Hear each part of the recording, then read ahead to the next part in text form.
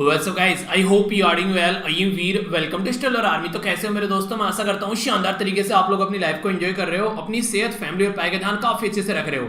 ये क्वेश्चन है आप लोगों के सामने जो कि आप लोगों को अटेम्प्ट करना है। वैसे मैंने आप लोगों को बोला था एक क्वेश्चन डेली दिया करूंगा, पर लेकिन बेसिक पर्पज क्या रहता है, इसके पीछे पूरा टॉपिक कवर करूंगा आप लोगों का, ताकि उस टॉपिक के बारे में पूरी इंफॉर्मेशन मिल जाए। तो ये क्वेश्चन है, बोला जा रहा है first state in the country to implement national education policy 2020। तो कौन सा ये राज्य था?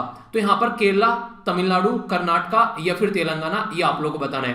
तो इसके बैकग्राउंड में मैं आप लोग कई सारे कॉन्सेप्ट बताऊंगा कि हमारी कंट्री में जो पॉलिसी नॉर्मली फॉलो की जा रही है अब तक कौन सी थी, आगे कौन सी फॉलो की जाने वाली है। इसी के साथ में कॉन्स्टिट्यूशन एंगल क्या है, कौन कौन सी पॉलिसीज अब तक आ चुकी हैं। तो जितने क्वेश्चन आप लोग ये बन सकते हैं नेशनल एजुकेशन पॉलिसी में से, तो मैं सारे कवर करा दूंगा। इनडायरेक्ट में बोलूं तो आप लोग का एक टॉपिक कवर हो जाएगा।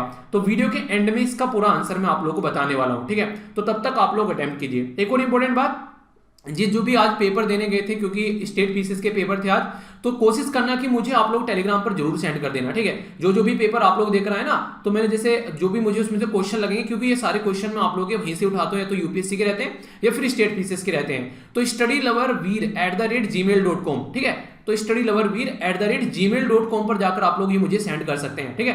तो वहां पर सारी चीजें इकट्ठी हो जाती है, तो फिर मैं क्या करूंगा, जो भी क्वेश्चन मुझे लगते रहेंगे वो हम लोग डिस्कस करते रहेंगे। तो एक छोटी सी रिक्वेस्ट है जो कि आप लोग इंप्लीमेंट कर सकते हैं, ठीक है?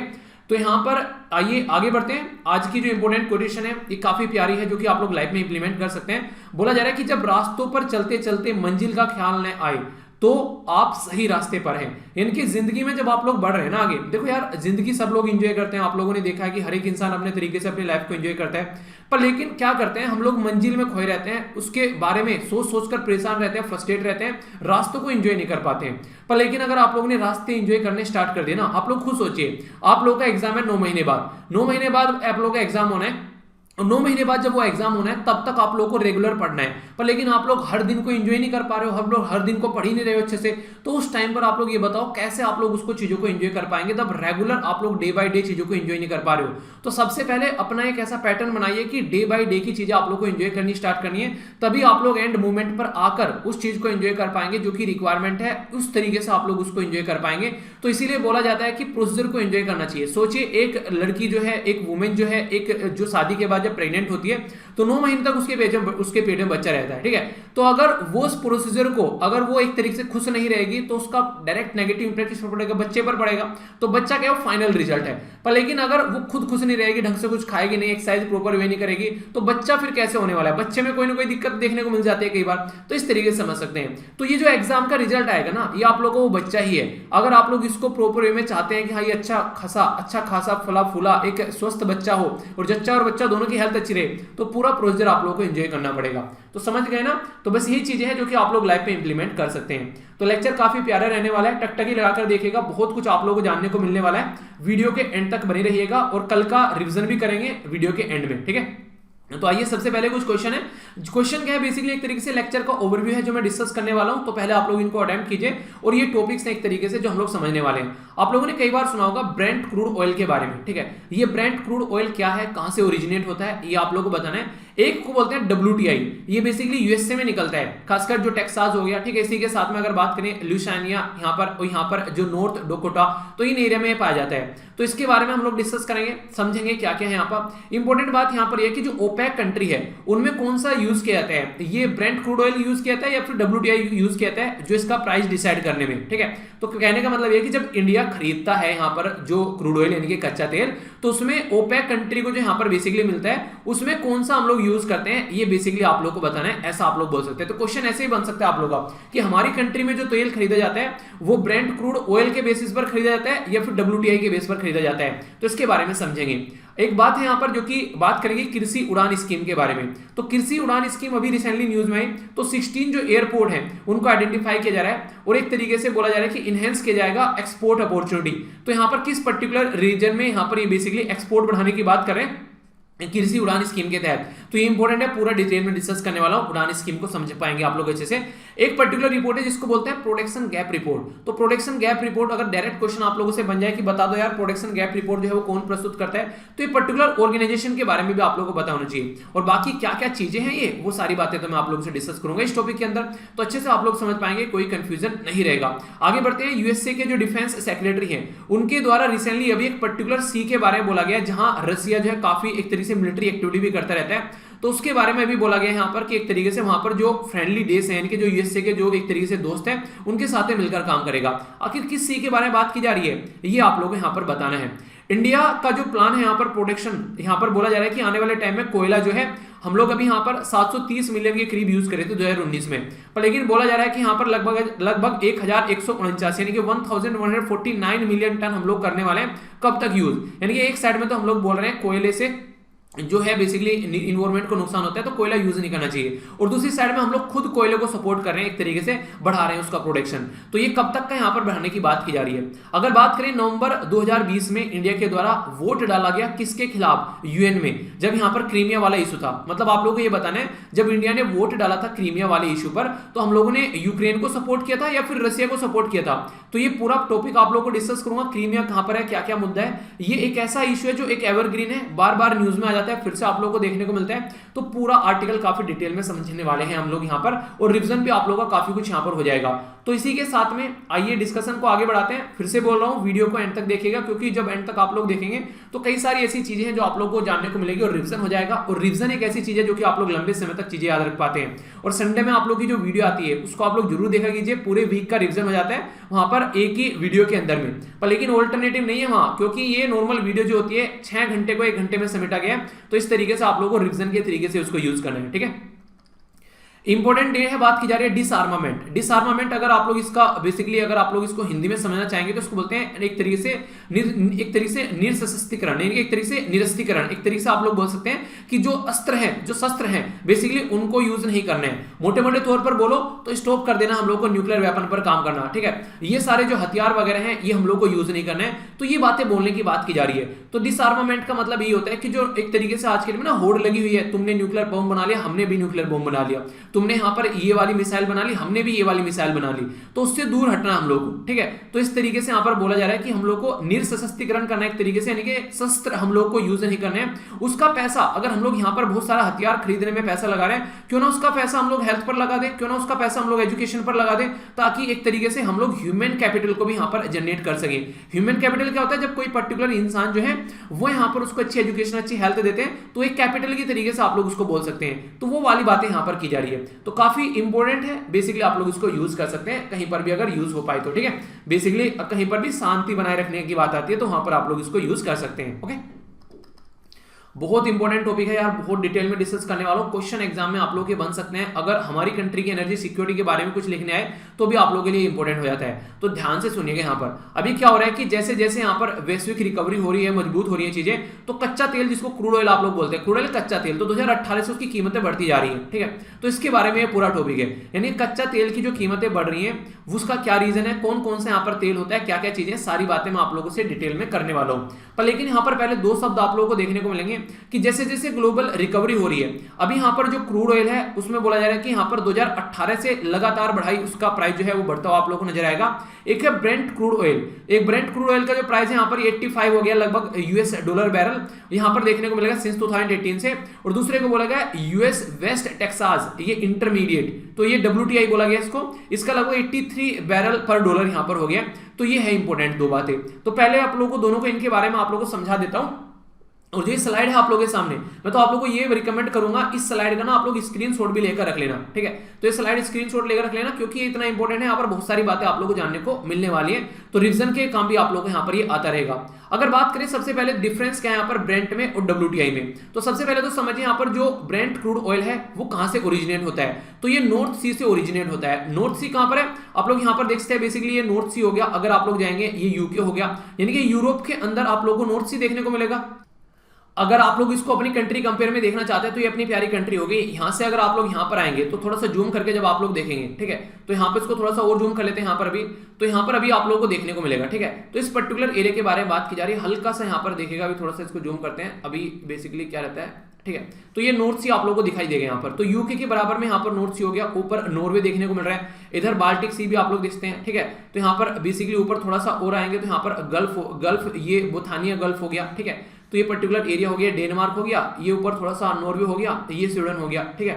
कई बार ये पूछा जाता है यहाँ पर, याद रखिएगा, इसको बोलते हैं यहाँ पर फारोए आइलैंड, ठीक है। तो ये आप लोग को देखने को मिलेगा। बताइए किस कंट्री का है ये आइलैंड, ये आप लोग को बताना है, तो क्वेश्चन आप लोग का हो गया बेसिकली, ठीक है। अभी यहाँ पर बात करते हैं थोड़ा सा, इस पर्टिकुलर एरिया से निकाला जाता है जिसको बोलते हैं ब्रेंट क्रूड ऑयल, ठीक है। तो ब्रेंट क्रूड ऑयल मतलब कच्चा तेल, तो कच्चा तेल नॉर्मली हम लोग खरीद कर लेकर आते हैं, तो जिसको क्रूड ऑयल बोलते हैं। तो ये जो कच्चा तेल खरीद कर लेकर आते हैं, इसमें से क्या निकालते हैं हम लोग, डीजल निकालते हैं, पेट्रोल निकालते हैं, मिट्टी का तेल निकालते हैं, बेसिकली इसको केरोसिन आप लोग बोलते हो, ठीक है, ग्लिसरीन निकालते हैं, और भी बहुत सारे ऐसे प्रोडक्ट यहाँ से निकाले जाते हैं, तो इनको पेट्रोलियम प्रोडक्ट बोलते हैं। फिर यानी कि अगर हम लोग कच्चा तेल खरीद कर लेकर आएंगे तो ये बहुत सारी चीजें ऐसी हैं जो हम लोग बनाकर फिर मार्केट में बेचते हैं। तो जितना ज्यादा हम लोग इंपोर्ट करते हैं क्रूड ऑयल, उतना ही ज्यादा हम लोग पेट्रोलियम प्रोडक्ट को एक्सपोर्ट करते हैं। तो ये इंपॉर्टेंट चीज है जो कि आप लोगों से एक तरीके से कॉमन सेंस वाली बात हो जाती है। अभी यहाँ पर अगर बात करते हैं, दूसरा यहाँ पर वेस्ट टेक्सास इंटरमीडिएट, ठीक है, WTI बोलते हैं। तो ये यूएसए का ऑयल फील्ड है जो कि प्राइमरी टेक्सास, इसी के साथ में यहाँ पर लुइसियाना और यहाँ पर नॉर्थ डकोटा, इस पर्टिकुलर एरिया में आप लोग को यूएसए के अंदर देखने को मिलेगा। मैप में अगर देखना चाहते हैं तो मेनली टेक्सास आप लोग यहाँ पर देखते हैं, थोड़ा सा इसको जूम कर देता हूँ यहाँ पर, ठीक है। तो ये पर्टिकुलर एरिया होगा टेक्सास, यानी कि एक तरीके से यहाँ पर आप लोग को एक जो लैंड लोग एक तरीके से एक मतलब लैंड वाले एरिया में आप लोग को देखने को मिलेगा, ऐसा नहीं कि एक सी के अंदर से निकाला जा रहा है। तो ये हो गया ना यहाँ पर एग्जैक्ट लोकेशन आप लोग के सामने, तो इसके बारे में आप लोग देखिएगा। अभी इससे रिलेटेड 2-3 बातें और बताऊंगा आप लोग को, जो कि इंपॉर्टेंट क्वेश्चन की फॉर्म में आप लोगों से क्वेश्चन पूछे जा सकते हैं, ठीक है। तो ये कहां पर हो गया, ये यूएसए में निकलता है और ये नॉर्थ सी के एरिया में देखने को मिलेगा। तो इंपॉर्टेंट बात क्या है यहाँ पर, लाइट एंड स्वीट, यानी कि एक तो हल्का है और एक स्वीट है, यानी कि एक तो काफी लाइट है और स्वीट है, यानी कि हल्का भी है और थोड़ा सा एक तरीके से स्वीट टाइप में भी आप लोगों को देखने को मिलेगा। तो समझते हैं क्या मतलब है इसका। बोथ ऑयल जो है वो रिलेटिवली लाइट है, यानी कि वैसे तो दोनों ऑयल हल्के हैं, चाहे ब्रेंट की बात करिए चाहे WTI की बात करिए, पर लेकिन जो यहाँ पर ब्रेंट है वो स्लाइटली लाइटर है, यानी कि जो ब्रेंट है उसका जो API ग्रेविटी है वो आप लोग कम देखने को मिलेगा एज कंपेयर टू जो WTI है। API क्या होता है, इसको बोलते हैं अमेरिकन पेट्रोलियम इंस्टीट्यूट ग्रेविटी। तो ये जो है बेसिकली यहाँ पर एक तरीके से डेंसर आप लोग को थोड़ा सा देखने को मिलेगा। जो यहाँ पर जो ब्रेंट क्रूड ऑयल है वो स्लाइटली आप लोगों को थोड़ा सा यहाँ पर हल्का देखने को मिलेगा, WTI जो है थोड़ा सा ज्यादा डेंसर आप लोगों को देखने को मिलेगा, यानी कि जो ब्रेंट क्रूड ऑयल है वो हल्का है और WTI जो है वो थोड़ा सा भारी है। पहला इंपॉर्टेंट तो पॉइंट ये हो गया। तो WTI जो है यहाँ पर एक तरीके से लो है, उसके अंदर में सल्फर कंटेंट 0.24%, ठीक है, और ब्रेंट क्रूड ऑयल में यहाँ पर 0.37%। तो इस तरीके से स्वीटर भी इनको बेसिकली बोला जाता है, ठीक है।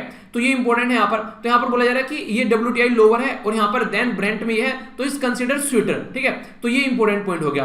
दूसरा जो यहाँ पर हो गया ये हो गया बेंचमार्क के बारे में। तो बेंचमार्क प्राइस ये इंपॉर्टेंट पॉइंट है, इसको थोड़ा सा और ध्यान से सुनिएगा। हमारी कंट्री में जब हम लोग कच्चा तेल क्रूड ऑयल खरीद कर लेकर आते हैं तो ब्रेंट वाला बेंचमार्क यूज करते हैं। हम लोग कहां से खरीदते हैं, ओपेक कंट्री से खरीदते हैं। और ओपेक कौन है, organization of petroleum exporting country.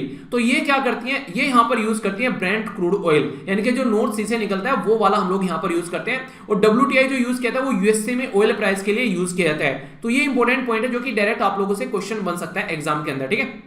Cost of shipping के बारे में बात करें, जो ब्रेंट क्रूड ऑयल है वो बेसिकली सी से निकाला जाता है। तो सी में अगर शिप चलाएंगे, जहाज चलाएंगे, पानी का जहाज आराम से जाएगा, तुरंत यहाँ पर इसको भरकर ले जाया जाता है। पर लेकिन WTI जो है वो महंगा पड़ जाता है। क्यों, क्योंकि वो जमीन के अंदर देखने को मिलता है। टेक्सास मैंने बोला अभी यूएसए के अंदर में, तो वहां से उसको पहले समुद्र तक लेकर आएंगे और लैंडलॉक वाला एरिया नॉर्मली देखने को मिलता है आप लोग को, जैसे कि यहाँ पर ओक्लाहोमा हो गया, ठीक है। तो यहाँ पर ये आप लोग को देखने को मिलेगा। तो ये एरिया से पहले इसको समुद्र तक लेकर आएंगे और फिर समुद्र से इसको बेसिकली जहाज में भरेंगे, तो महंगा पड़ जाता है लाने के पॉइंट ऑफ से। इस तरीके से देख सकते हैं आप लोग। तो ये इंपॉर्टेंट बातें होगी इसके बारे में, तो कोई कंफ्यूजन आप लोगों को नहीं होना चाहिए। अब कुछ और इंपॉर्टेंट बातें मैं आप लोगों को बताता हूं जो कि आप लोगों को एग्जाम में क्वेश्चन बन सकते हैं। सबसे पहला प्राइस के बारे में बात करें तो अभी रिसेंटली जब यहां पर इनके प्राइस बढ़ जाते हैं तो लोग जो है ऑल्टरनेटिव ढूंढ लेते हैं। बिल्कुल ऐसे जैसे मान लीजिए कॉफी अगर पीता है, फिर कोई चाय पीता है, आप लोग चाय पीना पसंद करते हैं, चाय का प्राइस काफी ज्यादा बढ़ गया तो आप लोग क्या करेंगे यार, चाय छोड़ देते हैं, कॉफी पीना स्टार्ट कर देते हैं। तो ऐसे कई सारे आप लोग कंडीशन देखने को मिलती है। तो उसका ऑल्टरनेटिव जो है उसके ऊपर लोग जो है वो जंप करना स्टार्ट कर देते हैं। तो अभी जैसे जैसे यहाँ पर ये क्रूड ऑयल या फिर WTI का जो अभी यहाँ पर ये बेसिकली प्राइस बढ़ा है, तो लोगों ने क्या कर दिया, गैस के ऊपर बेसिकली स्विच करना स्टार्ट कर दिया। तो प्राइस ऑफ जो नेचुरल गैस और जो कोयल है वो भी अभी यहाँ पर काफी हाई लेवल पर आप लोगों को देखने को मिल रहे हैं, बढ़ रहे हैं। इनका रीजन क्या है, इनका रीजन है तो स्लो प्रोडक्शन आप लोगों को देखने को मिल रहा है, यानी कि प्रोडक्शन जितना होना चाहिए उतना प्रोडक्शन देखने को नहीं मिल रहा है, और सप्लाई साइड का भी इशू देखने को मिलेगा, सप्लाई साइड की साइड से भी थोड़ी सी कमी आप लोगों को नजर आएगी। तो ये दो मेन इंपॉर्टेंट इशू है जिनके बारे में आप लोग बात कर सकते हैं। पर लेकिन अगर पूछूं कि हो क्यों रहा है स्लो प्रोडक्शन, तो आप लोगों को पता है कोविड 19 की वजह से कितनी ज्यादा दिक्कत पड़ी रही, सारी चीजें अभी बंद पड़ी हुई थी कोविड 19 की वजह से। तो यार इसी की वजह से यहाँ पर ये होना है थोड़ा सा एक तरीके से, जब लोग जो है जान ही रहे हैं यहाँ पर सबको घरों में रहने के लिए बोल दिया, तो उसकी वजह से यहाँ पर प्रोडक्शन स्लो हो गया। और दूसरे यहाँ पर सप्लाई साइड के बारे में बात करें तो कहीं साइक्लोन देखने को मिल रहा है, कहीं हुरिकेन देखने को मिल रहा है, मौसम इतना खराब आप लोग कई बार नजर आता है बारिश के टाइम पर, तो उसकी वजह से सप्लाई भी प्रॉपर नहीं चल पाती है। तो ये दो रीजन है जिसकी वजह से प्राइस काफी ज्यादा बढ़ गया। तो इंपैक्ट क्या पड़ा, अगर बात करें यहाँ पर प्राइस बढ़ गया तो सीधी सीधी बात है करंट अकाउंट डेफिसिट हमारी कंट्री में जो है बिगड़ना स्टार्ट हो जाएगा, इन्फ्लेशन यानी कि महंगाई बढ़ना स्टार्ट हो जाएगी, फिस्कल हेल्थ जो है यानी कि इकोनॉमी की अर्थव्यवस्था जो है बिगड़नी स्टार्ट हो जाएगी। इकोनॉमिक रिकवरी जो हो रही थी, कोविड 19 ने वैसे ही चीजों को बर्बाद करा था, इकोनॉमिक रिकवरी ढंग से हो नहीं रही थी, तो वो रिकवरी और ज्यादा स्लो यहाँ पर आप लोगों को देखने को मिलेगी। और नेचुरल गैस का प्राइस यहाँ पर आप लोगों को देखने को मिलेगा बढ़ जाएगा। क्यों? क्योंकि ऑल्टरनेटिव हो गया ना, क्रूड ऑयल तो यहाँ पर कोई खरीद नहीं रहा है कच्चा तेल, तो लोग जो है वो नेचुरल गैस खरीदना स्टार्ट करेंगे, तो उसके चलते उसका प्राइस जो है वो काफी ज्यादा बढ़ गया। तो इंक्रीज हो गया गैस का जो प्राइस था यहाँ पर अपवर्ड बढ़ गया, यहाँ पर कंप्रेस्ड जो यहाँ पर बेसिकली नेचुरल गैस है, तो उसका जो है ट्रांसपोर्टेशन जो फ्यूल है, पाइप जो नेचुरल गैस है, जो कि नॉर्मली कुकिंग फ्यूल का भी आप लोगों ने देखा ना, अभी यहाँ पर गवर्नमेंट के ऊपर आरोप लगाए जाते हैं कि यार प्राइस बढ़ा दिया बहुत ज्यादा है, तो यहां से ये सारी चीजें बेसिकली निकल कर आ रही थी। तो इसी के चलते यहां पर अगर बात करें तो ये एक मोटा मोटा आइडिया मैंने बताया आप लोगों को, जिसकी वजह से हमारी रिकवरी भी अच्छी नहीं हो पा रही यहाँ पर। अब मैंने एक वर्ड यूज किया था कि हम लोग खरीदकर कहां से लेकर आते हैं, मेनली तो ओपेक कंट्री से खरीद कर लेकर आते हैं। इनको बोलते हैं organization of petroleum exporting country. तो ओपेक कंट्री में टोटल मिलाकर 13 मेंबर आप लोगों को देखने को यहाँ पर मिलेंगे, ठीक है। तो ये टोटल मेंबर आप लोगों के सामने बेसिकली होता क्या है यार, सारी कंट्री डिसाइड करती है कि हम लोग को कैसे क्रूड ऑयल का प्राइस रखना है। अगर ये कंट्री जो है बेसिकली बोल देती है कि हम लोग को अपनी प्रोडक्शन कट करनी है, तो जैसे मान लीजिए इन्होंने क्रूड ऑयल निकालना बंद कर दिया, तो प्रोडक्शन कम हो गई, प्रोडक्शन कम हो गई तो मार्केट में तेल जो है वो कम जाएगा, मार्केट में अगर तेल कम जाएगा तो मार्केट में तेल की शॉर्टेज हो जाएगी, और जहां पर तेल की शॉर्टेज होगी तो वहां पर प्राइस बढ़ना स्टार्ट हो जाएगा। तो जब जब इनको मार्केट में तेल का प्राइस बढ़ाना होता है तो मार्केट में सप्लाई को थोड़ा सा कट कर देते हैं, ठीक है। तो उससे क्या होता है, तेल का प्राइस बढ़ जाता है, तो इनकी अच्छी खासी कमाई होने लगती है। पर लेकिन इसकी वजह से दिक्कत भी होती है, कई बार क्या होता है यहाँ पर, ये ऐसा होता है कि जैसे ये यहाँ पर इसकी सप्लाई जो है वो यहाँ पर कट करते हैं, और शॉर्टेज की वजह से जैसे प्राइस बढ़ना स्टार्ट हो जाता है तो लोग इसका ऑल्टरनेटिव ढूंढने लगते हैं। यानी कि इंसान को ज्यादा बदतमीजी नहीं करनी चाहिए, उसका ऑल्टरनेटिव क्रिएट होना स्टार्ट हो जाता है। लोग क्या करते हैं, गैस यूज करना स्टार्ट कर देते हैं, ठीक है, कि यार ये तो प्राइस बहुत ज्यादा बढ़ता जा रहा है तो अपना कुछ और देख लेते हैं, तो वो भी दिक्कतें रहती है। तो इसलिए बैलेंस बनाकर यहाँ पर चलना होता है, तो सारी कंट्री बैलेंस बनाती है। एक तो ये गैस वाली दिक्कत आती है, एक और इंपॉर्टेंट पॉइंट याद रखिएगा, ओपेक प्लस की बात की जाती है। ओपेक प्लस में रसिया भी आ जाता है और भी कई सारी कंट्री आती है। ये वो कंट्री है जो नॉर्मली ओपेक का पार्ट नहीं है, पर ओपेक डिसाइड करते हैं कि क्रूड ऑयल का प्राइस क्या होना चाहिए। तो इसकी वजह से मान लीजिए ओपेक वालों ने बोला कि भाई साहब हम तो इसको कट करेंगे, हम ना सप्लाई को कट करेंगे और ऑयल का प्राइस बढ़ाएंगे। रसिया ने बोला तुम कट करो, मैं सप्लाई बढ़ा देता हूं यहाँ पर, ठीक है, तो तुमसे कोई नहीं खरीदेगा, मैं सस्ते में रखूंगा, मेरे से सब खरीदेंगे। तो इसके चलते क्या होता है, कई बार इनके डिसीजन जो लिए जाते हैं ओपेक कंट्री के द्वारा वो इतने ज्यादा अच्छे इंप्लीमेंट हो नहीं पाते हैं, दिक्कतें देखने को मिलती है। एक तो गैस की वजह से, क्योंकि ऑल्टरनेटिव गैस हो गया, दूसरा कई बार ओपेक प्लस के जो मेंबर है वो इसका साथ नहीं देते, वो कहते हैं हमारी इकोनॉमी यार वैसी दिक्कत में आ रही है, हम तेरे मान के कैसे काम करेंगे, तो ये सप्लाई बढ़ा देते हैं। तो अगर रसिया ने सप्लाई बढ़ा दिया और तुमने सप्लाई कट कर दिया तो रसिया की लोग खरीदेंगे, तो रसिया की इकोनॉमी बढ़ना स्टार्ट हो जाएगी। तो ये भी दिक्कतें देखने को मिलती है। तो दो पॉइंट है, एक तो गैस वाला कि गैस पे स्विच हो गए, और दूसरा रसिया अगर यहां पर मिलकर काम नहीं करता है, तो इसलिए कई बार इनमें झड़प रहती है। ओपेक और ओपेक प्लस कंट्री को साथ में लेकर चलने की बात भी की जाती है कि हाँ यार चीजों को हम लोग सुधार लेते हैं। इसका हेडक्वार्टर आप लोगों को वियना ऑस्ट्रिया के अंदर देखने को मिलेगा। तो ये कुछ बेसिक बातें होगी। इसको नॉर्मली स्टैब्लिश किया गया था बगदाद इराक के अंदर में 1860 में, और इफेक्ट इसको इंप्लीमेंट किया गया था 1961 के अंदर में। तो ये बेसिक है। ओपेक के बारे में पूछ लेना, तो मुझे लगा कि एक ओपेक का टॉपिक भी आप लोगों का कवर हो जाएगा यहाँ पर। तो इसी बहाने से नॉर्मल न्यूज तो बेसिकली थी कुछ और, ठीक है, तो मैंने आप लोगों को सारी चीजें कवर करा दी। तो इसके चलते यहाँ पर अब क्या क्या हो गया, हम लोगों ने इसके बारे में समझ लिया, ओपेक के बारे में समझ लिया, क्रूड ऑयल क्या होता है वो समझ लिया, ब्रेंट और इसी के साथ में जो WTI में क्या डिफरेंस है वो भी मैंने समझ लिया, और कहां पर यहाँ पर इंपैक्ट पड़ता है वो सारी मैंने पढ़ा दी। मतलब रीजन क्या है प्राइस बढ़ने के और क्या इंपैक्ट पड़ेगा इंडिया के ऊपर, तो एक अच्छा आंसर भी दे सकते हैं। और इवन आप लोगों से प्रीलिम्स के अंदर भी क्वेश्चन यहाँ से पूछे जा सकते हैं, जैसे मैंने अभी आप लोगों से क्विज के अंदर क्वेश्चन पूछे थे। तो पूरा टॉपिक हो गया, एक टॉपिक के अंदर 3-4 टॉपिक मैंने कवर करा दिए, अब कोई कंफ्यूजन नहीं होना चाहिए। ओके, आगे बढ़ते हैं नेक्स्ट न्यूज की ओर। ये जो इंपॉर्टेंट न्यूज यहां पर निकल कर आ रही है यह उड़ान के बारे में। उड़ान को बोलते हैं उड़े देश का आम नागरिक, यानी कि आम जनता जो है हवाई जहाज में यात्रा करे। बोला गया था कि आम जनता जो है हवाई जहाज में यात्रा करेगा हवाई चप्पल पहनने वाला। तो ये कई बार यहां पर काफी ज्यादा ये काफी ज्यादा न्यूज में आया था कि हवाई चप्पल पहनने वाला इंसान जो है वो हवाई जहाज में यात्रा करेगा। तो उसकी वजह से कई बार इसके बारे में बातें की गई। तो अगर बातें करूं यहां पर उड़ान के बारे में, तो उड़ान जो है अभी बोला गया है उड़ान डे जो 21 अक्टूबर को यहां पर देखने को मिला। तो मिनिस्ट्री ऑफ सिविल एविएशन के द्वारा यहां पर अभी 6 नए रूट यहां पर एक्सप्लोर किए गए। देखिए अगर अपनी कंट्री में आप लोग देखेंगे ना, अगर हम लोग बात करेंगे अपनी कंट्री के बारे में, खासकर नॉर्थ ईस्ट वाले एरिया के बारे में, तो नॉर्थ ईस्ट वाले एरिया में हम लोग कनेक्टिविटी की बात काफी ज्यादा करते हैं। रीजन क्या है? रीजन यहां पर एक छोटी सी कनेक्टिविटी यहां पर चिकन नेक, और यहां पर आप लोगों को पता है एक वैली है जिसको बोलते हैं चुंबे वैली। तो चुंबे वैली यहां पर काफी एक छोटा सा एरिया है यहां पर, और चाइना सर पे बैठा रहता है। तो कई बार ये रहता है कि कल वो कनेक्टिविटी ना खत्म हो जाए यहां पर, तो चिकन नेक को काट तो हमारी कनेक्टिविटी खत्म हो जाएगी। तो हम लोग बांग्लादेश के थ्रू कनेक्टिविटी बनाने की बात करते हैं, पानी के थ्रू कनेक्टिविटी बनाने की बात करते हैं, उड़ान यानी कि एयर कनेक्टिविटी बनाने की बात करते हैं। तो उसके चलते काफी इंपॉर्टेंट रहता है नॉर्थ ईस्ट को हमको अपने साथ में लेकर चलना। तो उसी की वजह से कई बार न्यूज में रहते हैं। तो अभी यहां पर क्या कर रहे हैं कि हम लोग नॉर्थ ईस्ट को कनेक्ट कर रहे हैं, कनेक्टिविटी की बात कर रहे हैं नॉर्थ ईस्ट के। उड़ान बेसिकली उड़े देश का आम नागरिक स्कीम के थ्रू।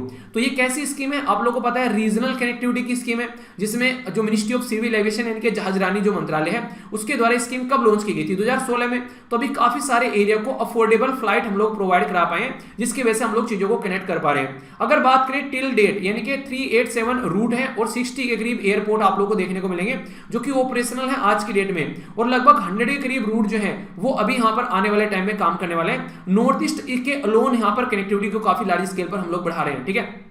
तो इसके चलते अभी एक इंपॉर्टेंट जो सिस्टम है उसको बोलते हैं कृषि उड़ान। कृषि उड़ान मतलब यानी कि मान लीजिए कुछ ऐसा सिस्टम है जो कि नॉर्थ ईस्ट के अंदर काफी अच्छा उगाया जाता है। तो अगर मान लीजिए ऐसा कि लंबे समय तक आराम से आएगा तो खराब हो जाएगा, ठीक है। तो उनको क्या करें, फटाफट एक्सपोर्ट करके उसको हम लोग जहाज के थ्रू भी तो ला सकते हैं काफी कुछ सामान हम लोग यहाँ पर, तो उसके थ्रू भी हम लोग कार्गो को एक्सपोर्ट कर सकते हैं। तो उसमें भी हम लोग इसको यूज करने वाले हैं उड़ान स्कीम के तहत। तो 21 अक्टूबर यहाँ पर जो है बेसिकली उड़ान डे के रूप में हम लोगों ने सेलिब्रेट भी किया। अब यहां से थोड़ा सा मैं आप लोगों को उड़ान का एक बार एक तरीका बताता हूं कि उड़ान कैसे उड़ान भरा, यानी कि उड़ान स्कीम कहां से चली और कैसे कैसे ये इतनी बड़ी स्कीम हो गई। तो स्टार्टिंग में मैंने बोला था अभी 2016 में इस स्कीम को जो है बेसिकली पब्लिक में लाया गया था। तो गवर्नमेंट की पॉलिसीज और इनिशिएटिव क्या है उड़ान को लेकर, यानी कि उड़े देश का आम नागरिक स्कीम को लेकर। इसका पहला वर्जन आया 1.0। तो यहां पर 5 एयरलाइंस को यहां पर जो कंपनी थी उन्होंने काम करना स्टार्ट किया, और 128 रूट इनको दिए गए, और 70 एयरपोर्ट यहां पर थे ये बेसिकली जिसके ऊपर इन्होंने काम किया, और लगभग 36 जो है न्यूली मेड ऑपरेशनल एयरपोर्ट यहां पर इसके अंदर डाले गए।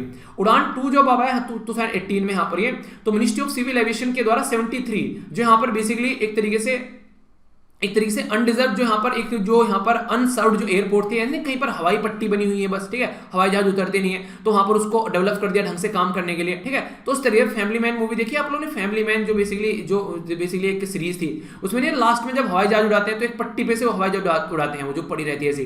तो इस तरीके से तो वो वाली बात है। तो इसके चलते काम किया गया। इसी के साथ में जो हेलीपैड के बारे में बात की जा रही है, तो यहाँ पर फेज 2 आप लोगों को देखने को मिलेगा उड़ान स्कीम का। ये भी इंपॉर्टेंट है जो कि आप लोग यहाँ पर याद रखते हैं। फर्स्ट टाइम इसमें हेलीपैड वगैरह का भी सिस्टम निकल कर आया। उड़ान 3 में यहां पर टूरिज्म को यानी कि एक तरीके से पर्यटन मंत्रालय को लेना स्टार्ट कर दिया, यानी कि पर्यटन बढ़ाना है तो उड़ान स्कीम के तहत काम करना है। तो उड़ान 3 में कोऑर्डिनेट किया गया मिनिस्ट्री ऑफ टूरिज्म के साथ में। तो क्वेश्चन आप लोगों से अगर पूछ ले कोई कि टूरिज्म को प्रमोट करना उड़ान स्कीम में किस जो यहां पर उड़ान जो के तहत किया था, तो उड़ान 3 में यहां पर इसको स्टार्ट किया गया था, ठीक है। तो सी प्लेन सर्विस की गई यहां पर, वाटर जो आप लोगों को यहां पर देखने को मिलेगा एरोड्रोम्स, यानी कि आप लोगों को मैंने बताया था इसके बारे में, ठीक है। तो इस तरीके से सी प्लेन सर्विस यहां पर स्टार्ट की गई खासकर गुजरात के अंदर में, और सागर माला प्रोजेक्ट के तहत भी कनेक्ट करने की बात की गई। ये आप लोगों ने देखा गुजरात के अंदर में खासकर गल्फ ऑफ खंबात वाले रीजन में, साबरमती आश्रम के आसपास वाले रीजन में, तो यहां पर इसको इनोग्रेट किया गया था सी प्लेन टूरिज्म, यानी कि समुद्र के ऊपर जो जहाज नहीं उड़ते हैं उसके बारे में बात की जा रही है। जेट्टी का भी सिस्टम किया गया ना, एक तरीके से पट्टी बना देते हैं यहाँ पर जहाज उतरे, फिर यहाँ से उड़ के यहाँ पर अपना जो नॉर्मल एरिया में आ जाए,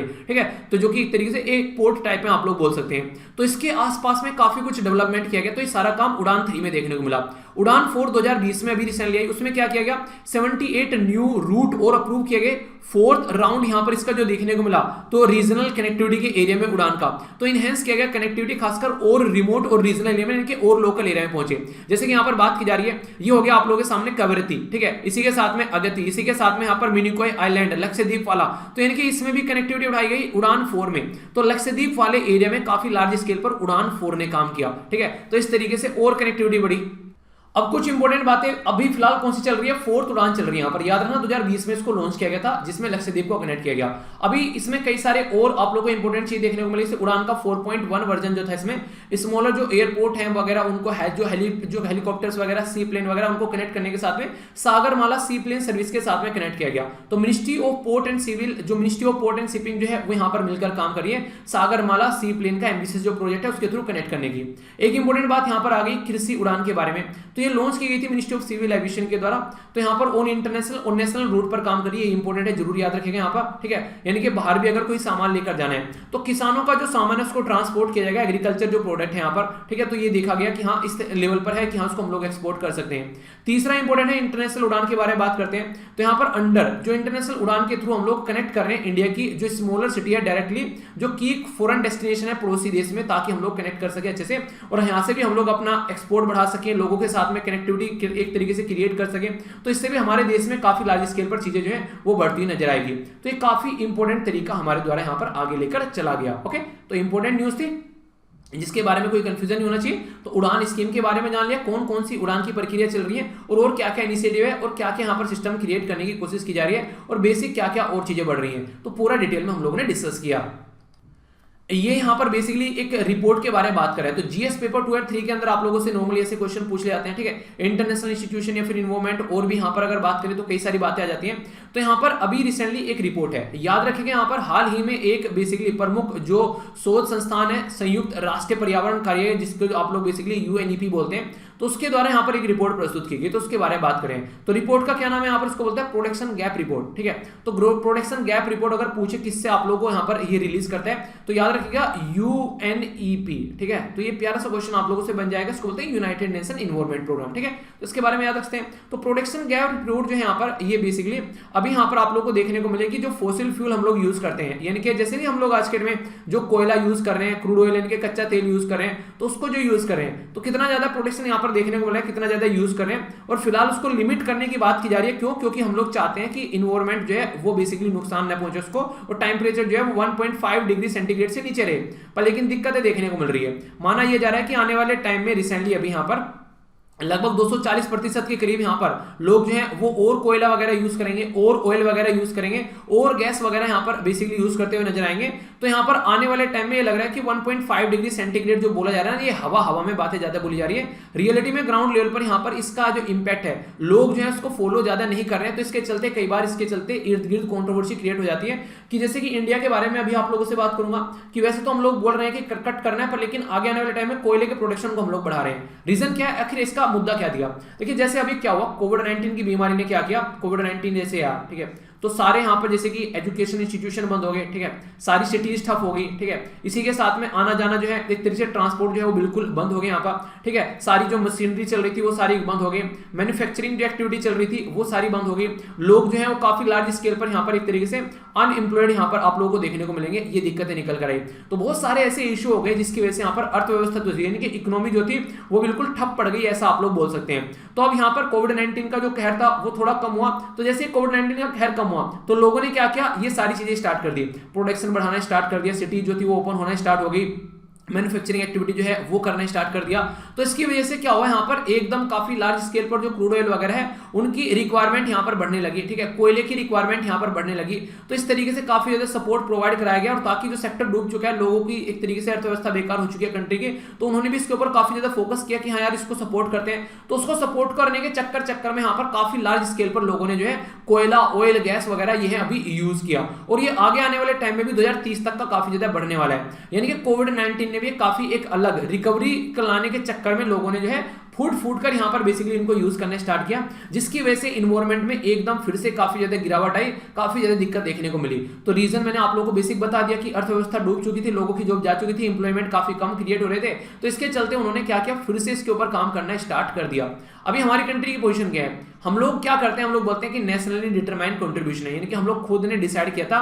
हम लोग ने 2016 में प्लीज ली थी, एक ओथ ली थी कि भाई साहब हम लोग कसम खाते हैं कि 33 से लेके 35% हम लोग एमिशन जो है वो कम करेंगे, ठीक है। यहाँ पर 2030 तक का बोला जा रहा है कंपेयर टू 2005 के लेवल पर अगर हम लोग कंपेयर करते हैं। पर लेकिन इसके अपोजिट में बात ये जा रही है कि इंडिया क्या कर रहा है, उसके द्वारा बोला गया कि 730 मिलियन टन हम लोग 2019 में कोयला यूज कर रहे हैं, प्रोडक्शन कर रहे हैं। आगे आने वाले टाइम में बोला जा रहा है कि 1149 यानी कि 1149 49 मिलियन टन हम लोग 2024 में करने वाले हैं। तो वैसे तो हम लोग बोल रहे हैं कि हम लोग नेशनली डिटरमाइन काम कर रहे हैं, पर लेकिन कथनी और करनी में डिफरेंस आप लोगों को देखने को मिल रहा है। ये काफी बड़ी कंट्रोवर्सी का रीजन बन जाता है। इसीलिए अभी कॉन्फ्रेंस ऑफ पार्टी जो 26 हो रही है उसमें बोला जा रहा है कि कॉन्फ्रेंस ऑफ पार्टी 26 में कि इंडिया को नेट जीरो एमिशन के ऊपर अपना फोकस देकर चलना चाहिए। तो ये बातें बोली जा रही है। तो रिपोर्ट जो है जो बोल रही है कि गवर्नमेंट ऑफ इंडिया के द्वारा जो प्रेस रिलीज किया गया उसमें बेसिकली इंडिया का जो प्लान उसका प्लान जो है वो बेसिकली उसमें कोयला प्रोडक्शन को बढ़ाने का प्रोग्राम है। और जबकि यहाँ पर अगर ये बढ़ेगा तो फिर दिक्कतें देखने को मिलेगी। तो और एक्सट्रीम चीजें अभी आने वाले टाइम में होने वाली, क्योंकि कोयले को मैक्सिमम लोग जो है वो यूज करें।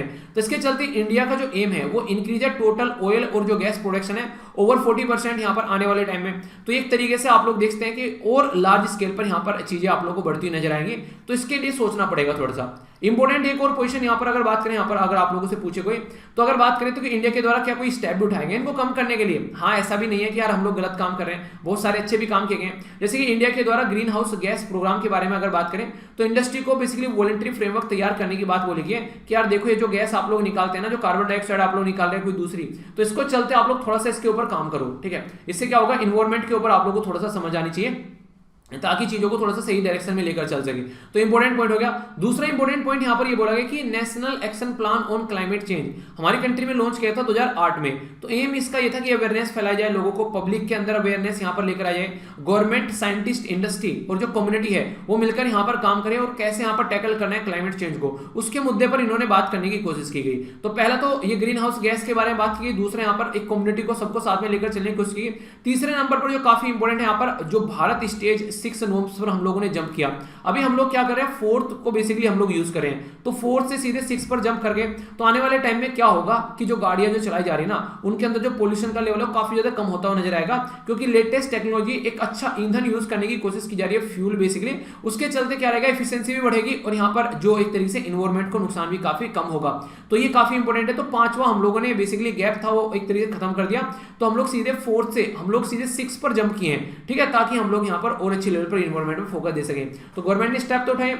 तीसरा यहाँ पर जो नेक्स्ट आप लोगों के सामने बेसिकली चौथे है रिन्यूएबल एनर्जी के बारे में। आप लोगों को पता है 2022 तक का हमारा टारगेट क्या था, हम लोगों ने 175 गीगावाट का टारगेट रखा था, पर लेकिन फिलहाल अभी हम लोगों ने क्या कर दिया, 450 गीगावाट का बेसिकली टारगेट रख दिया गया 2030 तक का। अगर आप लोग देखकर चलें तो ये हमारे लिए क्या, हमारे लिए एक टारगेट ही है। तो हम लोग क्या कर रहे हैं, इसको बढ़ा रहे हैं, बल्कि अब तो 800 तक पहुंचने की बातें कर रहे हैं हम लोग यहाँ पर। तो इसके चलते इंपॉर्टेंट ये कि हम लोग काम कर रहे हैं तो उसको अप्रिशिएट भी करना चाहिए। ऐसा ही नहीं है कि हम लोग वैसे कोयला बढ़ा रहे हैं बस। ठीक है, हम लोगों ने बोला है कि हम लोग इसको कंट्रोल करेंगे, तो उसके ऊपर भी हम लोग कई सारे स्टेप अभी लेकर चल रहे हैं। पर लेकिन पॉपुलेशन इतनी यार, उसके बारे में सोचना पड़ेगा, वरना कैसे काम चलेगा। तो जनता को भी तो साथ में लेकर चलना है, वरना जनता को पीछे छोड़कर कहां पर जाएंगे। तो ये भी एक मुद्दा है काफी बड़ा। ठीक है, तो जिसके बारे में बेसिक इंफॉर्मेशन रख सकते हैं।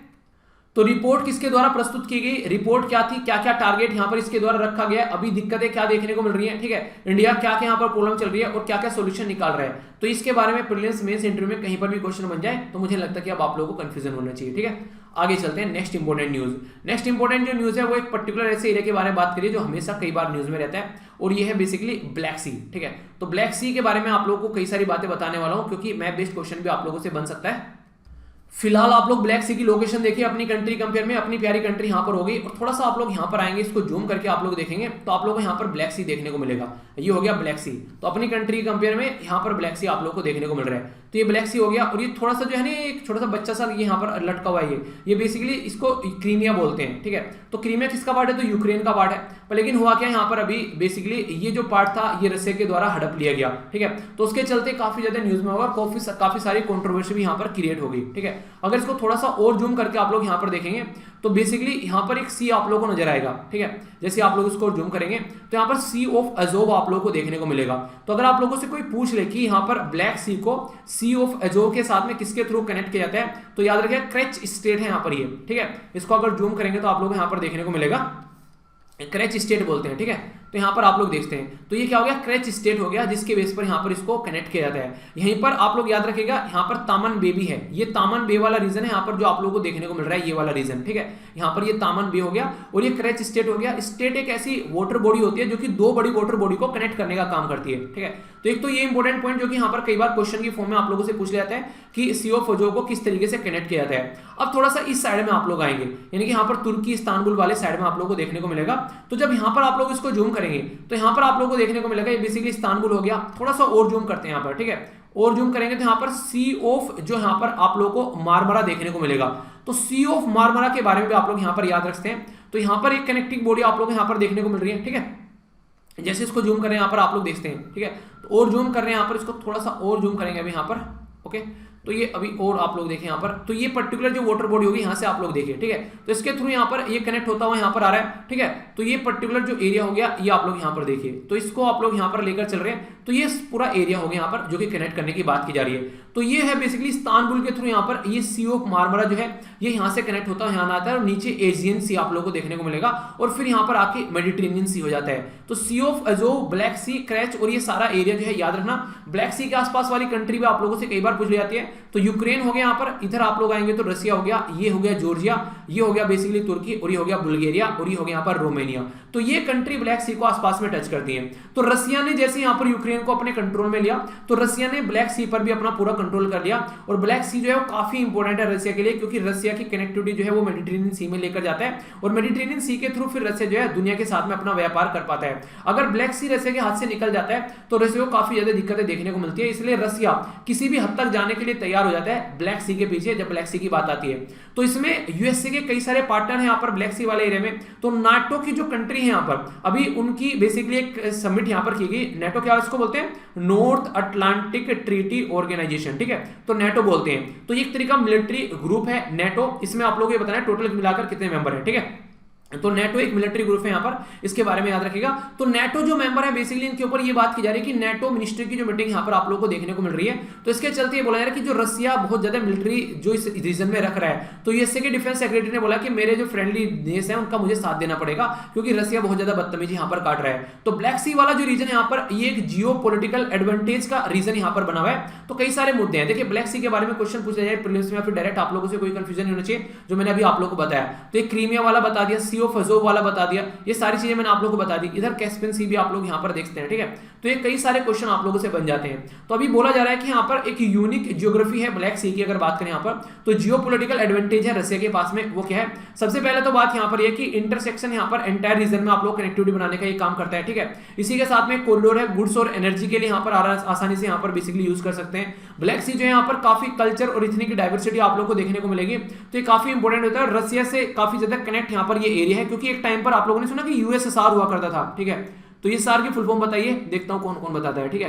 तो यूएसएसआर जो हुआ करता था उसी यूएसएसआर में से रसिया निकल के आया और ये सारी जो कंट्री हैं जो आज के में अलग अलग हो गई, यहाँ पर इवन यूक्रेन भी उसमें से एक है। पहले सारे यूएसएसआर का पार्ट हुआ करते थे। तो इसकी वजह से यहाँ पर ये दिक्कतें आज के में भी देखने को मिल जाती है। जब यहाँ पर रेफरेंडम कराया गया रसिया के द्वारा तो सारा क्रीमिया जो था वो एक तरीके से रसिया के साथ में जाकर खड़ा हो गया, क्योंकि इस तरीके से यहाँ पर अपने आप को कनेक्ट समझ पा रहा है, ठीक है। तो रसिया ने क्या किया, यूक्रेन पे से यहाँ पर क्रीमिया को अपने हिस्से में ले लिया 2014 में। तो तब से लेकर यहाँ पर काफी सारी दिक्कतें स्टार्ट हो गई और बोला गया कि रसिया जो है वो यहाँ पर दादागिरी दिखा रहा है। तो कई सारे ऐसे इशू सामने निकलकर यहाँ पर आने लगे, ओके। अब कुछ बात करते हैं यहाँ पर। अगर बात करें यूएसए का इंटरेस्ट क्या है ब्लैक सी के एरिया में, तो यूएसए का इंटरेस्ट सीधा सीधा यहाँ पर यह कि इसकी नेटो जो कंट्री है जैसे कि बुल्गारिया हो गया, जॉर्जिया, रोमानिया, रसिया, ठीक है, तुर्की, यहाँ पर यूक्रेन, तो ये सारी कंट्री ब्लैक सी की बाउंड्री को टच करती है। तो जो इसकी नेटो की मेंबर होगी बेसिकली यहाँ पर, जैसे कि यहाँ पर बात करें तुर्की, ग्रीस, रोमानिया, बुल्गारिया, तो ये ब्लैक सी के साथ अपना बॉर्डर टच करती है। तो कल को रसिया अगर दादागिरी यहाँ पर दिखाता है तो इनका ब्लैक सी के साथ में ज्यादा नाता नहीं जुड़ पाता है, तो इसकी वजह से दिक्कतें देखने को मिलती है। तो इसके चलते यहाँ पर बोला जा रहा है कि आप लोगों को सुधर जाना चाहिए थोड़ा सा। तो नेटो जो वॉरशिप जो विजिट करते हैं यहाँ पर बेसिकली क्रीमिया वाले रीजन में, तो इसकी वजह से रसिया जो है यहाँ पर एक तरीके से आमने सामने आकर खड़ा हो जाता है। तो कई बार ये ऐसे इशू माने जाते हैं कि आगे आने वाले टाइम में दिक्कत क्रिएट कर सकते हैं। अब मैंने एक इंपॉर्टेंट मुद्दा आप लोगों को बताया, सारी कंट्री जो है दुनिया में वो यूक्रेन को सपोर्ट कर दी है। क्यों? क्योंकि क्रीमिया जो था वो यूक्रेन का पार्ट था और रसिया ने रेफरेंडम के थ्रू उसको अपने कंट्रोल में ले लिया। तो यूक्रेन की जो सोवरेनिटी है, इनके जो संप्रभुता है यूक्रेन की, उसके ऊपर एक क्वेश्चन मार्क लग गया। पर लेकिन इन सबके अपोजिट में एक सबसे इंटरेस्टिंग चीज ये निकल कर आती है कि हम लोगों ने जब हम लोग वोट के बारे में बात करी यूक्रेन के बारे में, जो यूएन का रिजोल्यूशन आया 2020 में नवंबर में, हम लोगों ने रसिया को सपोर्ट किया, ना कि यूक्रेन को सपोर्ट किया। तो इसके चलते काफी ज्यादा हमारा क्रिटिसिज्म भी किया गया कि यार इंडिया जो है वो किस तरीके से काम कर रहा है, इतना सारी चीजें और देखने को मिल रही है, ठीक है।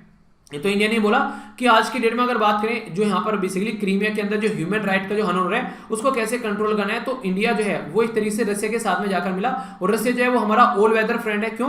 क्योंकि जब 1971 की बात आप लोगों से मैं करता हूं, उस टाइम पर जब पाकिस्तान में से अलग करके बांग्लादेश कंट्री बनाया गया, तो उस टाइम पर रसिया जो था वो हमारे साथ में खड़ा हुआ था, ठीक है, वरना यूएसए जो था हमारे अपोजिट में था, और यूएसए ने तो यहाँ पर इवन पाकिस्तान को सपोर्ट करने के लिए बहुत पावरफुल एक वेपन भी यहाँ पर भेजा था बेसिकली, जिसके चलते जब रसिया ने हमारा सपोर्ट किया तो वो पीछे हट गया। तो इस तरीके से यहाँ पर चीजें आप लोग को देखने को मिलेगी। तो इंपॉर्टेंट मुद्दे हैं ये, थोड़े से ऐसी एक्स्ट्रा चीजें बता देता हूँ ताकि आप लोग चीजों को कनेक्ट कर सकें, और सारी चीजें अगर माइंड में क्लियर रहेंगी ना तो आप लोग आंसर भी अच्छा दे पाएंगे, आंसर अच्छा लिख पाएंगे, और एक डिबेट और डिस्कशन भी आप लोग अच्छा कर पाएंगे। अब कुछ इंपॉर्टेंट बातें अगर ब्लैक सी के बारे में बताऊं तो पहले तो याद रखिए ब्लैक सी जो है यहाँ पर ये ईस्टर्न यूरोप और इसी के साथ में वेस्टर्न एशिया को कनेक्ट करता है, ठीक है, यहाँ पर याद रखना ईस्टर्न यूरोप और वेस्टर्न एशिया को। यहाँ पर अगर बात करें यहाँ पर सराउंडेड है यहाँ पर कई सारे जो एरिया है बेसिकली छोटे छोटे एक तरीके से ना यहाँ पर बात की जा रही है बेसिकली पॉन्टिक, ठीक है, इसी के साथ में कॉकसस, इसी के साथ में क्रीमिया, ये माउंटेन आप लोग को देखने को मिलेगी। नेक्स्ट अगर बात करें सी ऑफ अजोव जो स्टेट ऑफ क्रेच के साथ में कनेक्ट करता है, ठीक है, तुर्किश जो स्टेट है यहाँ पर, ठीक है, जिसके बारे में आप लोगों को मैंने दिखाया भी था, तो वहां से ये ब्लैक सी से मार्मरा सी के साथ में कनेक्ट करता है, इसको बोलते हैं बेसिकली डार्डेलिन्स, ठीक है, डार्डेलिन्स बोस्पोरस, जो मैंने बोला ना यहाँ से जब आप लोग जाएंगे, ठीक है, तो इस वाले एरिया के बारे में बात की जा रही है। अगर मैप में भी आप लोग देखना चाहते हैं तो ये देखें यहाँ पर, ठीक है, तो ये पर्टिकुलर एरिया हो गया जिसके थ्रू यहाँ पर इसको कनेक्ट कर बोला जा रहा है। तो नाम क्या है इसका, ये यहाँ पर इसका नाम आप लोग याद रख सकते हैं, अगर क्वेश्चन पूछ ले तो कंफ्यूजन आप लोग को नहीं होना है, ठीक है। तो नाम क्या यहाँ पर इसका नाम हो गया बेसिकली ये है यहाँ पर डार्डेलिन्स बोस्पोरस, ठीक है। तो ये मार्मरा सी के साथ में यहाँ पर देखने को मिलेगा, मेडिटेरेनियन सी के साथ में आगे कनेक्ट हो जाता है, यानी कि यहाँ से आता हुआ मार्मरा सी से एजियन सी और एजियन सी से मेडिटेरेनियन सी में कनेक्टिविटी देखने को मिलेगी। ब्लैक सी जो है रसिया, यूक्रेन, जॉर्जिया, तुर्की और बुल्गारिया को टच करता है, ठीक है, और यहाँ पर सिग्निफिकेंस एब्सेंस रहती है यहाँ पर ऑक्सीजन की, ठीक है, तो इसलिए यहाँ पर बेसिकली एनोक्सिक वाटर भी आप लोगों को देखने को मिलेगा जहाँ पर ऑक्सीजन की कमी आप लोगों को देखने को मिलती है।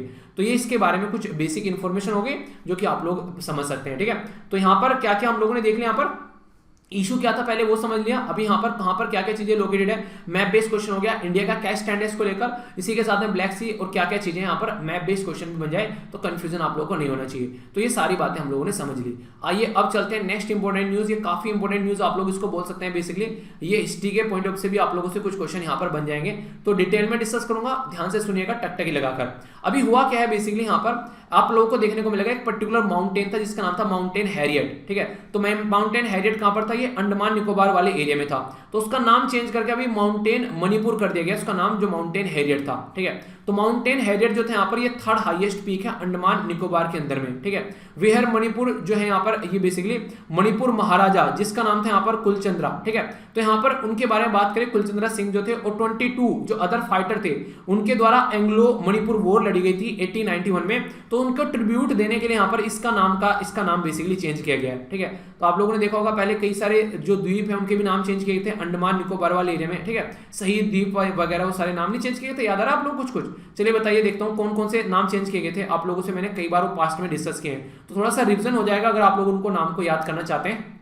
लोकेशन में आप लोगों को यहाँ पर दिखा देता हूँ, चलिए ऐसा करिए आप लोग वीडियो को पॉज कर एक बार जो मैंने आप लोगों से पूछा उनका आंसर दीजिए और फिर आप लोग सुन लीजिए, ठीक है, क्योंकि कई सारे बच्चे जो हैं वो यहाँ पर क्योंकि पुरानी न्यूज हो गई काफी, तो बता देता हूँ मैं आप लोगों को, ठीक है। यहाँ पर एक आइलैंड है जिसका नाम था रोज मतलब जैसे गुलाब का फूल आप लोग बोल सकते हैं, तो रोज आइलैंड का नाम चेंज करके किया गया नेताजी सुभाष चंद्र बोस, ठीक है, तो नेताजी सुभाष चंद्र बोस जी के नाम पर उसका नाम रखा गया, ठीक है।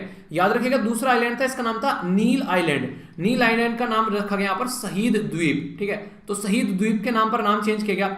नेक्स्ट यहाँ था जिसका नाम था हैवलॉक आइलैंड, तो हैवलॉक आइलैंड था उसको स्वराज द्वीप का नाम किया गया। तो ये 3 आइलैंड अभी चेंज किए गए थे और अभी यहाँ पर रिसेंटली क्या चेंज कर दिया गया, एक माउंटेन हैरियत का नाम चेंज करके माउंटेन मणिपुर इसका नाम कर दिया गया है। तो ये एग्जैक्ट लोकेशन आप लोगों को यहाँ पर देखने को मिलेगी जो आप लोगों को साउथ अंडमान के अंदर में बेसिकली यहाँ पर, ठीक है, तो अंडमान जो आइलैंड है उसके साउथ अंडमान में आप लोगों को यहाँ पर ये देखने को मिल जाएगा, जिसके बारे में मैं आप लोगों से यहाँ पर बात कर रहा हूँ। तो अंडमान निकोबार है बेसिकली ऑफिशियल लैंग्वेज अगर बात करें तो दुगोंग है यहाँ पर, ठीक है, ऑफिशियल एनिमल सॉरी दुगोंग आप लोगों को देखने को मिलेगा। और यहाँ पर बर्ड जो है इसको बेसिकली अंडमान जो वुड पेंगुइन जो यहाँ पर पेंगुइन आप लोगों को यहाँ पर देखने को मिलेगी, लगभग 4.5 लाख के करीब पॉपुलेशन है और लगभग 8,249 स्क्वायर जो किलोमीटर आप लोगों को इसका एरिया देखने को मिलेगा। मोटे मोटे तौर पर बोलूं तो बे ऑफ बंगाल में यहाँ पर लगभग 300 के करीब आइलैंड जो एरिया है ये आप लोगों को देखने को मिल जाते हैं अंडमान निकोबार वाले, ठीक है।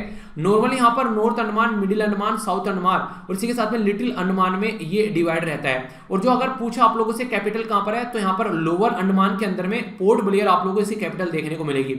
अगर थोड़ा सा नीचे आएंगे तो निकोबार हो गए यहाँ पर, तो कार निकोबार बेसिकली एक बोलते हैं, लिटिल निकोबार हो गया यहाँ पर, और इसी के साथ में ग्रेट निकोबार हो गया। तो ये आइलैंड के नाम मैंने आप लोगों को यहाँ पर बता दिए, ठीक है। तो 10 डिग्री चैनल के द्वारा यहाँ पर बेसिकली इनका डिवीजन भी आप लोगों को देखने को मिलता है। और ये वाला क्वेश्चन भी कई बार बन चुका है कि 10 डिग्री चैनल जो डिवाइड करते हैं अंडमान निकोबार को, तो ये इंपॉर्टेंट क्वेश्चन बन जाता है। तो बे ऑफ बंगाल वाले रीजन में आप लोग जाएंगे तो यहाँ पर आप लोग को अंडमान निकोबार वाला एरिया देखने को मिलेगा। तो काफी प्यारा एरिया है, काफी प्यारी लोकेशन है, तो इसके बारे में आप लोग आइडिया रख सकते हैं। अब यहाँ पर दी माउंट हैरियट, जिसका मैंने आप लोगों को नाम बताया, ये एक नेशनल पार्क भी है यहाँ पर, ठीक है। इसी के साथ में नेशनल पार्क जो था ये 1969 में बेसिकली यहाँ पर नेशनल पार्क, ये एक बटरफ्लाई हॉट स्पॉट भी यहाँ पर, ठीक है। तो यहाँ पर अगर बात करें जो पर्टिकुलर कम्युनिटी पाई जाती है, इसको बोलते हैं यहाँ पर नेग्रिटो, ठीक है। तो नेग्रिटो कम्युनिटी, ट्राइबल कम्युनिटी जो है वो माउंट हैरियट के आसपास में पाई जाती है, और ये हंटर गैदरर है, यानी कि शिकार कर रहा हूं फिर चीजों को लेकर चलना। जो हैरियट थी यहाँ पर, ये सेकंड वाइफ थी British army officer Robert Christopher Taylor, ठीक है। तो इनकी सेकंड वाइफ थी जिसके नाम पर इसका नाम रखा गया था। उनके हैरियट जो थी, इनके द्वारा काम किया गया एक तरीके से डॉक्यूमेंट करने में म्यूनमेंट दिल्ली के अंदर में, और इसी के साथ में इनके द्वारा नोट भी किया गया 1857 की जो लड़ाई थी उसमें भी इनके द्वारा कई सारी अपने कंट्रीब्यूशन यहाँ पर दिए गए। तो उसी के चलते यहाँ पर इनका जो नाम था यहाँ पर इनके द्वारा यूज कर लिया गया। तो इसी के चलते जो माउंट हैरियट है अब यहाँ पर उसको अपनी कंट्री के लोगों के लिए डेडिकेट कर दिया गया।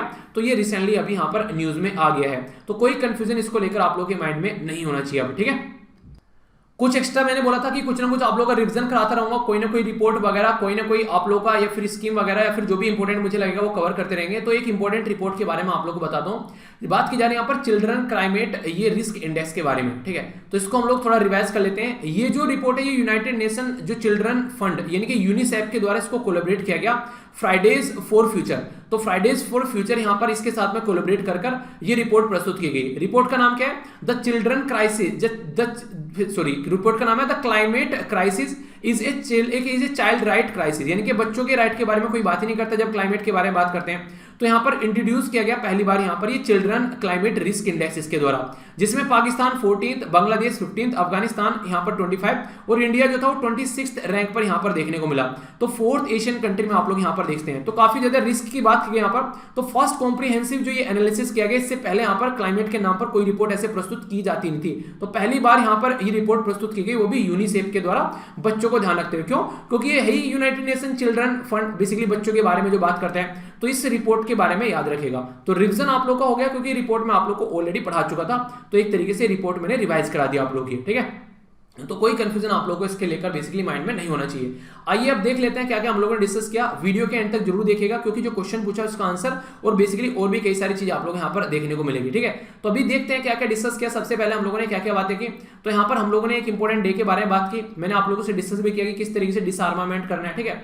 बाकी मैंने क्रूड ऑयल, ओपेक कंट्री, क्या क्या क्रूड ऑयल होता है, ब्रेंट और जो WTI है, उसमें सारे डिफरेंस आप लोग को बता दिए। कोई कंफ्यूजन नहीं होना चाहिए, कहां से निकाल कर ला जाता है वो भी आप लोग को बताया, ठीक है। आगे चलते हैं। यहाँ पर उड़े देश का आम नागरिक की सारी बेसिकली चहुमुखी विकास मैंने आप लोगों को बता दिया, किस किस तरीके से बढ़ रही है, सब चीजें हम लोगों ने डिस्कस की। नेक्स्ट इंपोर्टेंट जो न्यूज थी उसमें हम लोगों ने बेसिकली बात की किसके बारे में, तो एक रिपोर्ट थी जिसको यूनाइटेड नेशन एनवायरनमेंट प्रोग्राम के थ्रू यहाँ पर प्रस्तुत किया गया, प्रोटेक्शन गैप रिपोर्ट। तो ये रिपोर्ट काफी इंपोर्टेंट थी, इसके बारे में डिटेल में बताया और इंडिया का क्या पर्पज है और क्या क्या चीजें हम लोग लेकर चल रहे हैं, डिटेल में मैंने चीजें आप लोगों से डिस्कस भी की। नेक्स्ट हम लोगों ने यहाँ पर बेसिकली जो डिस्कस किया, ये डिफेंस से रिलेटेड न्यूज है, एक तरीके से रशिया के बारे में बात की जा रही थी और हम लोगों ने देखा कि क्रीमिया वाला इशू क्या था और क्या क्या रीजन है, क्या क्या मैप है, यहाँ पर इंडिया का क्या स्टैंड है, यहाँ पर ब्लैक सी कहां पर है, क्या क्या चीजें हैं। तो सारा बैकग्राउंड इंफॉर्मेशन के साथ में मैंने आप लोगों से डिस्कस किया, ठीक है। नेक्स्ट हम लोगों ने यहाँ पर अंडमान निकोबार में एक पर्टिकुलर माउंटेन का जो नाम चेंज किया गया उसके बारे में कई सारी बातें जानी, लोकेशन भी देखी, तो मैप बेस्ड क्वेश्चन भी बन जाए तो कंफ्यूज मत होना। इंपॉर्टेंट रिपोर्ट के बारे में मैंने बात की, यहाँ पर क्लाइमेट चाइल्ड जो रिस्क इंडेक्स के बारे में आप लोगों से बात की काफी डिटेल में। अब क्वेश्चन है, ठीक है, तो इन क्वेश्चन का आंसर दीजिए, फिर जो क्वेश्चन पूछा था उसका आंसर मैं आप लोग को बताऊंगा। ब्रेंट क्रूड ऑयल जो है यहाँ पर ये कहां से निकाला जाता है, ठीक है। WTI की फुल फॉर्म आप लोग को बतानी है। क्रूड ऑयल कौन सा है जो ओपेक यूज करती है और इंडिया यूज करती है। कृषि उड़ान जो है किस पर्टिकुलर एरिया को अभी सपोर्ट करने की बात की गई। प्रोडक्शन गैप रिपोर्ट जो है वो किसके द्वारा यहाँ पर प्रस्तुत की गई, ये आप लोग को बताना है, ठीक है। इसी के साथ में कौन सा सी है जहां पर अभी रिसेंटली जो यूएस से रशिया आमने सामने आकर खड़े हो रहे हैं, ठीक है। यहाँ पर इंडिया के द्वारा बोला गया कि अभी और कोयले का प्रोडक्शन किया जाएगा, कब तक का यहाँ पर इसको और ज्यादा बढ़ाने की बात की जा रही है। अगर बात करें तो यहाँ पर इंडिया ने किसके सपोर्ट में वोट डाला और किसके खिलाफ में वोट डाला क्रीमिया वाले इशू पर, ये आप लोग को बताना है, ठीक है। तो ये इसके बारे में जो कि मैंने आप लोगों से बेसिकली बात की थी। अब थोड़ा सा रिवीजन कर लेते हैं, फिर क्वेश्चन बताऊंगा जो स्टार्टिंग में पूछा था। सबसे पहले यहाँ पर बात करते हैं यूनाइटेड नेशन डे सेलिब्रेट किया गया 24 अक्टूबर को, तो इसकी थीम क्या है, ठीक है। नेक्स्ट हम लोगों ने बात की यहाँ पर एक तरीके से ईज ऑफ डूइंग बिजनेस को जो डिसकंटिन्यू अभी कर दिया गया है वो किसके द्वारा डिसकंटिन्यू किया गया है, ये आप लोगों को बताना है। नेक्स्ट हम लोगों ने बात की यहाँ पर ट्रेजेडी, जो बेसिकली यहाँ पर एक तरीके से ये टारगेट पोवर्टी इरेडिकेशन, 5 साल में हम लोग को गरीबी को मिटाना है, ये किसके द्वारा हमारे देश में बोला गया। कौन सी मिनिस्ट्री थी जिसके द्वारा रिसेंटली अभी बात की गई यहाँ पर इंगेज करने के लिए कि कैसे हम लोग को जो स्लम वगैरह है उसको खत्म करना है, यानी कि झुग्गी झोपड़ी को हम खत्म करना है और रेजिडेंशियल फैसिलिटी यानी कि घर वगैरह प्रोवाइड कराए जाएंगे लोगों को। नेक्स्ट बात करते हैं यहाँ पर, नेक्स्ट बात किया फैमिली डेटाबेस के बारे में हम लोगों ने बात की, तो कौन सी मिनिस्ट्री थी यहाँ पर, इसके बारे में आप लोग को बताना है, ठीक है। इसी के साथ में डिजिटाइजेशन के बारे में बात की जा रही है, तो यहाँ पर सेंट्रल डेटाबेस के बारे में बात की गई, तो इसका डिजिटलाइजेशन कब तक कर रहे हैं हम लोग अपनी कंट्री में जो एग्रीकल्चर का, और इसका नाम क्या रखा गया, ये इंपॉर्टेंट क्वेश्चन था। इसी के साथ में हम लोगों ने यहाँ पर बात की थी एवरग्रांड के बारे में, तो एवरग्रांड लिक्विडिटी क्राइसिस ये किस कंट्री से रिलेटेड है, ये आप लोग को बताना था। इसी के साथ में एक पर्टिकुलर रिपोर्ट में बताया गया अफ्रीका वाले रीजन में ग्लेशियर जो है वो खत्म होने वाले हैं, ठीक है, तो कब तक खत्म होने वाले हैं ये आप लोग को बताना था। तो ये किस रिपोर्ट के द्वारा बताया गया, तो ये क्वेश्चन थे, तो इनके आंसर आप लोग दीजिए, इस वीडियो को पॉज कर फिर मैं आप लोग को आंसर बताता हूं, ठीक है। सबसे पहले बात की जा रही है यहाँ पर यूनाइटेड नेशन जो है basically United nation day celebrate करता है 24 अक्टूबर को, तो यहाँ पर थीम थी यहाँ पर building back together for piece and prosperity, यानी कि शांति भी होनी चाहिए और आगे भी बढ़ना है। वर्ल्ड बैंक के द्वारा प्रस्तुत की जाती है ease of doing business report, important है याद रखना। नीति आयोग के द्वारा बोला गया कि 5 साल में आने वाले में हम लोग चीजों को इंप्रूव करने वाले हैं, जो कि डायरेक्ट क्वेश्चन की फॉर्म में भी आप लोगों से पूछा जा सकता है, ठीक है। Ministry of housing and urban affair बोल रहा है कि स्लम यानी कि झुग्गी झोपड़ी को खत्म करेंगे और रेजिडेंशियल फैसिलिटी मिलनी चाहिए, रहने के लिए घर मिलने चाहिए कम से कम। फैमिली डेटाबेस जो डिजाइन यहाँ पर ये ministry of social justice and empowerment के द्वारा प्रस्तुत किया जाता है। डिजिटलाइजेशन की बात की गई थी 2023 तक का यहाँ पर, और इसके लिए मातृभूमि ये बेसिकली डेटाबेस बनाया गया, जो कि काफी इंपॉर्टेंट है याद रखना। चाइनीज ये पर्टिकुलर एक कंपनी थी जो कि बर्बाद हुई, जिसकी वजह से चाइना की इकोनॉमी काफी ज्यादा स्लो डाउन में आ गई। वर्ल्ड मीटोलॉजिकल जो ऑर्गेनाइजेशन है उसके द्वारा बोला गया यहाँ पर कि जो ग्लेशियर है यहाँ पर वो आगे आने वाले टाइम में खत्म हो जाएंगे और 2024 तक का बिल्कुल डी ग्लेशिएशन आप लोग को यहाँ पर देखने को मिलेगा, जो कि बहुत बड़ी बात इनके द्वारा यहाँ पर बोली गई, ठीक है। तो ये काफी इंपॉर्टेंट मुद्दा था जिसके बारे में आप लोग को आइडिया रखना है, ओके।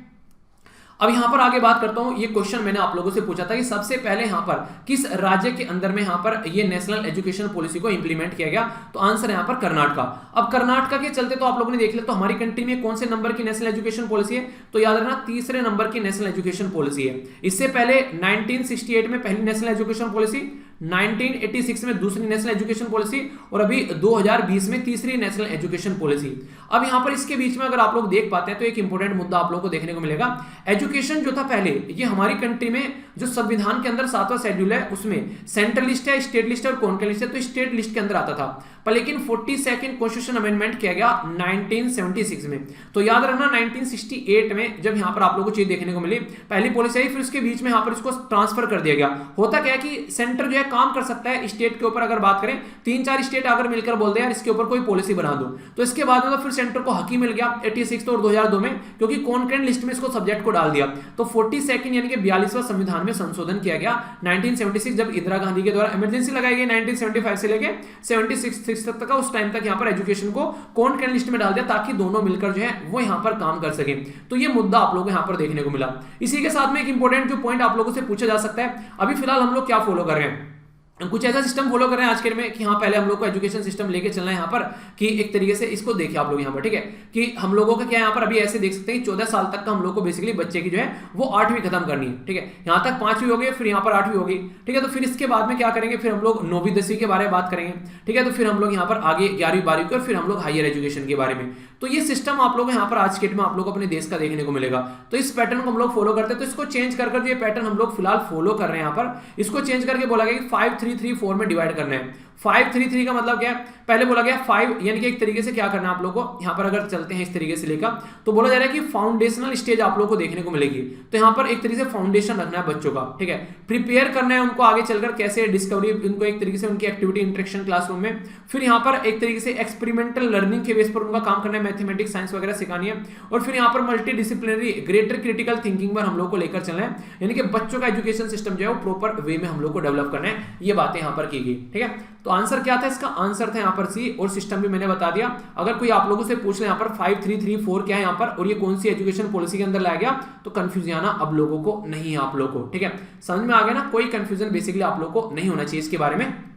कुछ क्वेश्चन भी मैंने आप लोगों से पूछे थे, तो उनके आंसर मैंने टेलीग्राम पर भी पोस्ट कर दिए हैं और सारी पीडीएफ आप लोगों को मिल जाती है। तो जैसे मैंने क्वेश्चन पूछे थे, तो एथेनॉल के बारे में पूछा था, तो यहाँ पर डी आंसर था, हालांकि मैंने एक्सप्लेन कर दिया था इसको।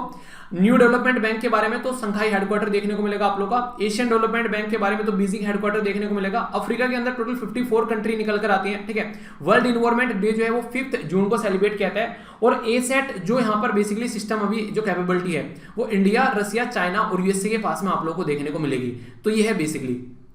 ये 23 को मैंने आप लोगों से क्वेश्चन पूछे थे, क्योंकि 24 को आप लोगों का रिवीजन आता है, तो संडे स्पेशल हमारी देखने को मिलती है। तो ये रिवीजन वाली जरूर देखा करो, पूरे वीक में क्या डिस्कस किया है आप लोगों के माइंड में क्लैरिटी रहेंगे, ठीक है। और पीडीएफ आप लोगों की सारी मिल जाती है, टेलीग्राम से जाकर आप लोग डाउनलोड कर लिया कीजिए, ओके। तो लेक्चर कैसा लगा फीडबैक देकर जुड़ जाना, और यहाँ से पीडीएफ आप लोग जाकर डाउनलोड कर सकते हैं। यहाँ पर बेसिकली सारी पीडीएफ आप लोग को जो है यहाँ पर इकट्ठी मिल जाती है, ठीक है। तो ये हो गई यहाँ पर आप लोगों के सामने सारी चीजें। तो आज के लिए इतना ही, मिलता हूं नेक्स्ट लेक्चर में। तब तक अपना ध्यान रखिए, इसी तरीके से लाइफ को आप लोग एंजॉय करते रहिए, कोई भी दिक्कत आप लोगों को नहीं होनी चाहिए। और इसी के साथ में ये वीडियो रहते हैं जो कि आप लोग एंजॉय कर सकते हैं, ठीक है। तो तब तक के लिए जय हिंद।